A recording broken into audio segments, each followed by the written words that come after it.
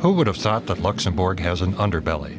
But there are parts of the Grand Duchy that the corporate world has not yet reached. The mood is not currently good in the center of that world, the district of Kirchberg. It's overlooked by the statue of the tall banker.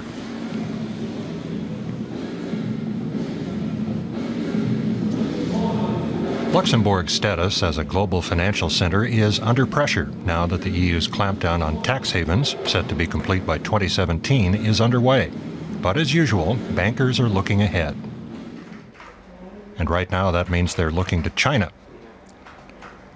Luxembourg is rapidly growing as a channel for Chinese financing and investments that flow into the European Union. The CEO of the Luxembourg Stock Exchange, Robert Scharfe, explains. When you are walking across town, you see definitely much more Chinese visitors, tourists, and maybe in fact the selection of shops we have in town is the reflection of the appetite of these international visitors. But on a more professional way, I think you see above all the physical presence of the Chinese banks active in Luxembourg, and whose number is increasing on a regular basis. China is not alone in hitching its wagon to Luxembourg.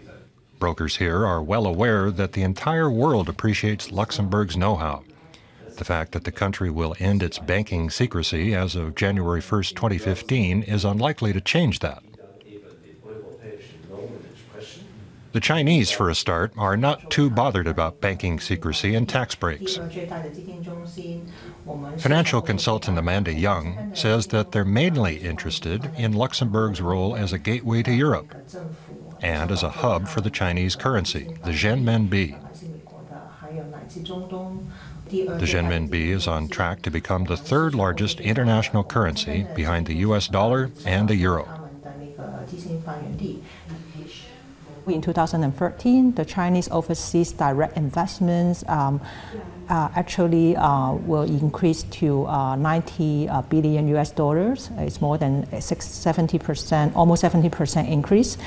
And so because of the Chinese company, they going out, so they also need to use their currency. And at the same time, so the Chinese government really want to make their currency internationalized. So to reinstate that, so they have to make their currency is also kind of recognizable as the reserve currency. It's possible that it won't be long before Amanda Young can pay with renminbi when she goes shopping in Europe. Hello. Luxembourg is looking to consolidate its role as a leading offshore center in the Eurozone. It's already Europe's Islamic finance center, for example. This is the kind of report, and I have to say this is confidential. Yeah. And your investors in this fund, where are they come from? They're coming from the Middle East. Islamic banking involves the prohibition of interest-based loans. Luxembourg helps investors get around that by buying real estate, for example, which is then rented out. Exactly, commercial real estate, that's mostly what we deal with. The Bank of China's European headquarters are also located in Luxembourg. One big reason for that is the country's relaxed attitude toward banking regulation. For Luxembourg, for example, if they felt that they needed to be in Europe, Luxembourg was a perfect hub for them to the Eurozone. In addition, if you compare to a city like London or Frankfurt, if you go there, it has a stronger political standpoint, and maybe they don't want to take that. Why would they need to do that? Okay. Luxembourg is more neutral from that perspective. Retired people? The country is attractive to the fund industry, not only because of political considerations, but also because it is small, international, and very central.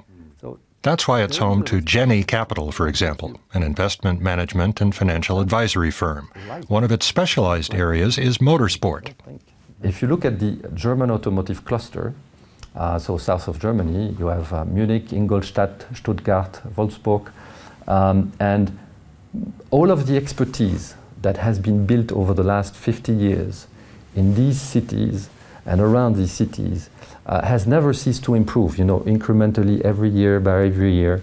And in the fields of design, engineering, manufacturing, logistics. All of this together now is deeply integrated and localized all in the same region. But Luxembourg doesn't want to rely too heavily on its financial sector. A former industrial complex in the country's south is now home to a high-tech university. Luxembourg would like to become a leader in the world of innovation and fintech. The state has plowed money into a company called DigiCash, a pioneer of mobile payment technology. Because the Luxembourg regulator is very flexible there and has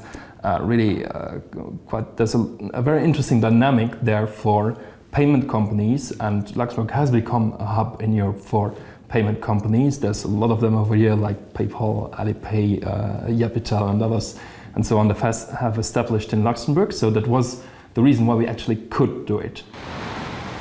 Meanwhile, the tall banker looks beyond all the fuss about bank secrecy and tax deals, confident that he'll weather the coming storm.